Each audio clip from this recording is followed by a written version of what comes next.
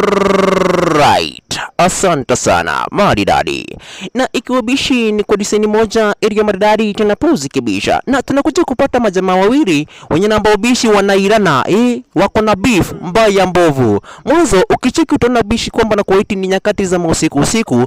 Kuna jamaa wetu mwenye namba jamaa na starring ambaye ni Don. Huyo mwenye namba bishi amevalia kofia ya yellow ndiye Don. Cheki maneno. Lakini jamaa wetu kwa jina la Rufaa era huyu bishi ndiye ajokopai wa raznyawizi anamtisha kwamba na kuwaiti anaweza akamchapa, lakini Don alikasirika. Cheki maneno na akaweza bishi kukuja kumchapa vibaya sana tena zaidi. Huku bishi elewa huyu ni military, huyu ni retired special forces commando Green Beretta.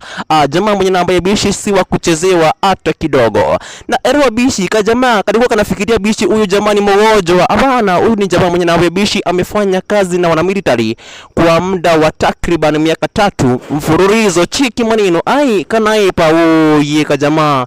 Lakini bishi ilifika mahali jamaa kakaambia, wewe sitaki kuchapana na wewe varai, surrender surrender, na kakaanza kunyenyekea.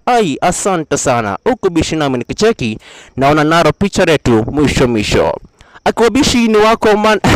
Hapa bishi nami nikicheki naona naro picha letu the Don mwisho akiwa bishi ni wako man selector top ranking DJ ranking sina barabara.